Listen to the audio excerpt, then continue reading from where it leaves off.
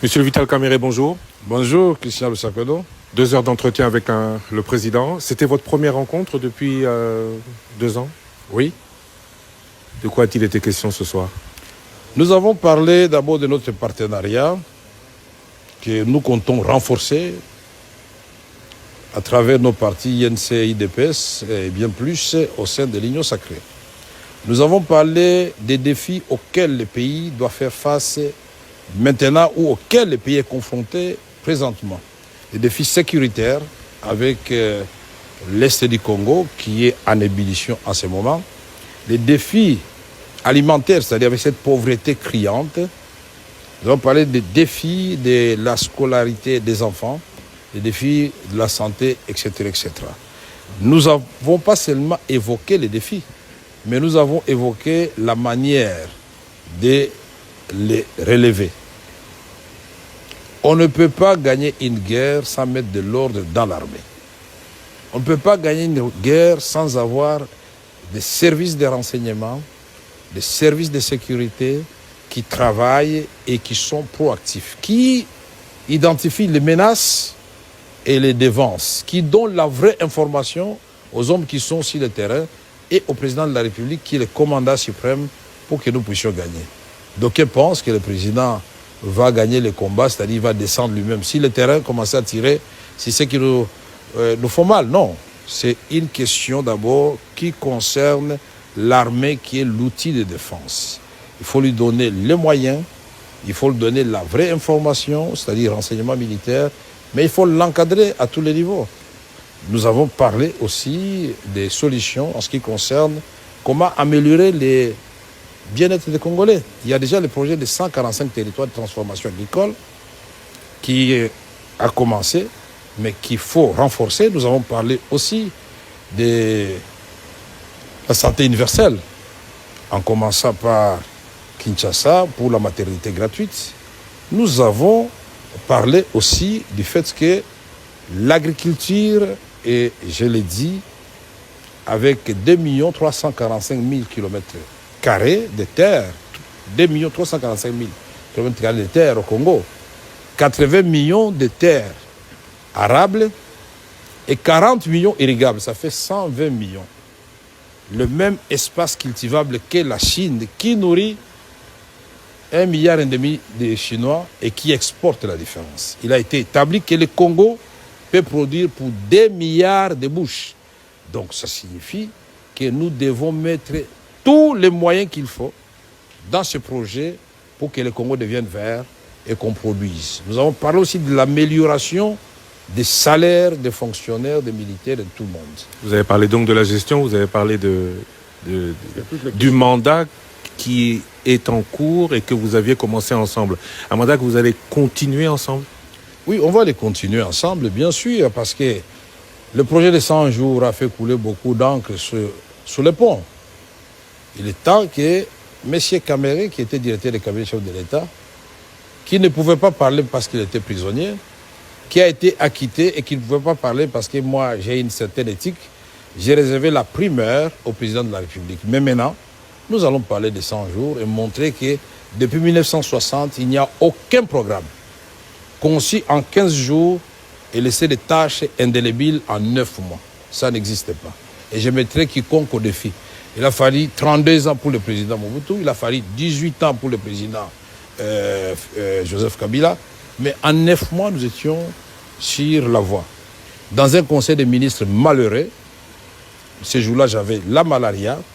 Le premier ministre de l'époque va dire, tiens, on a payé 77 millions au lieu de 7 millions de dollars. Mettez-vous à la place du président de la République. Il a sursauté dans sa chaise. Il a parlé qu'on audite. Mais le ministre de la Justice de l'époque a dit, non, je me saisis du dossier. Moi, j'instruis les dossiers. Et comme je n'avais pas peur, je suis allé au parquet de Matete. Et c'était le chemin pour Makala. Et me revoici à la cité de l'Union africaine. Comme on dit, quelle que soit la longueur de la nuit, les jours finissent toujours par apparaître. C'est un procès politique? Le procès, moi je crois que politique, ce n'est pas le mot qu'il faut. C'était un procès cynique. Parce que quand j'ai clamé mon innocence, personne ne voulait me croire. Mais j'avais dit, bon écoutez, puisque vous, là, magistrat et juge, vous ne voulez pas me croire, la vraie justice viendra de Dieu. Et j'ai beaucoup aimé, le président a respecté les principes de l'indépendance de la justice.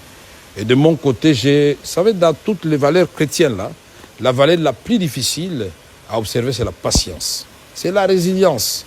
Comme je me connaissais innocent, je me suis dit, le temps, c'est comme une grossesse, c'est 9 mois, ça finit toujours par savoir si la femme était enceinte ou pas. Mais voici, je suis là, devant vous. Nous aurons d'autres occasions, des émissions, où nous allons parler en profondeur de ce projet. 142 écoles construites, 132 centres de santé, un grand hôpital Lumbashi, un pont de 145 km dans le Tanganyika. Nous ne parlons pas de tout ce que nous avons fait comme incubateur au Kivu, qui emploie 2000 petits pour produire du tilapia. On n'importe plus du tilapia au sud Kivu. Je ne voudrais pas dire ce qui a été fait dans les Kasaï.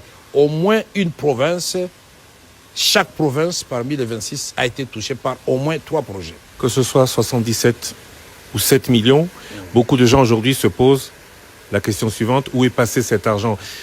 Est-ce que vous vous sentez aujourd'hui redevable de cette réponse à la population?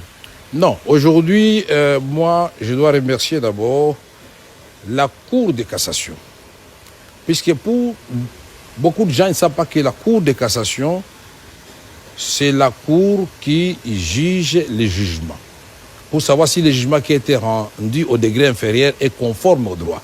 Ils ont cassé le jugement, pas sans renvoi, avec renvoi, donc à la même juridiction. Aujourd'hui, je suis acquitté, je remercie tout le monde. Le maître mot maintenant, c'est le pardon. Pardonnons-nous tous, mettons-nous ensemble pour bâtir un Congo où il fera beau vivre. On se moque de nous. Avec tout ce que nous avons comme richesse, comme ressources, nous passons notre temps à nous faire des coups bas, à nous détester, à nous insulter sur la toile à longueur de la journée.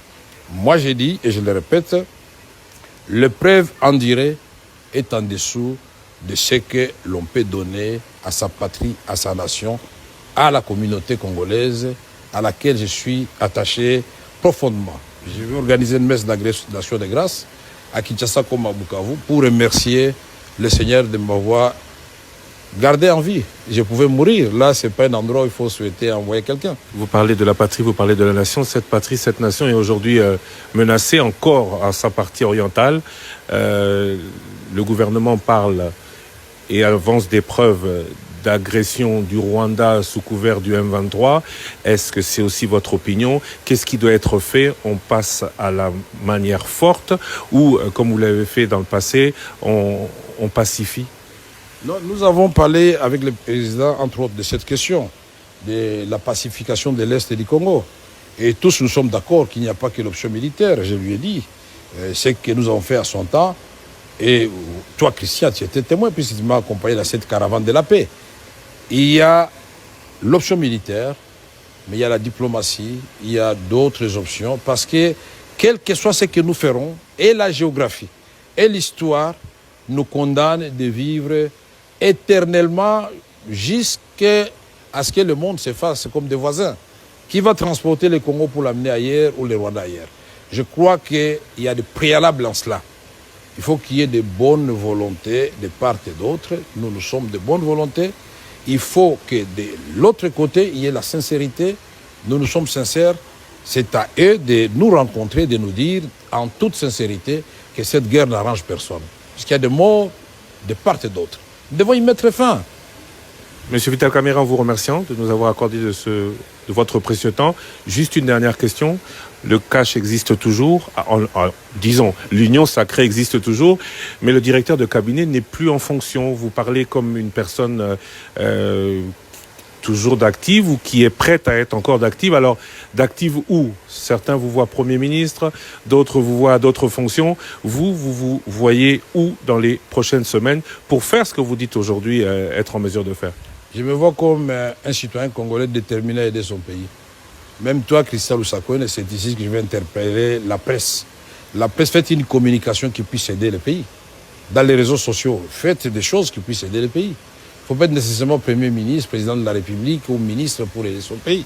Mais aujourd'hui, Vital Kamerhe n'a aucune ambition politique directe. Il va continuer à observer de loin, à servir sans être acteur. Non, comme on dit, la voix du peuple, c'est la voix de Dieu. Laissons Dieu s'exprimer à travers son peuple et inspirer le président de la République. Moi, je me sens à l'aise pour aider le pays. À toutes les fonctions à laquelle il vous appellera. Je sais ce que vous voulez que je vous dise, mais je ne vous le dirai pas. Merci. Monsieur Vital Kamerhe, je vous remercie. Merci.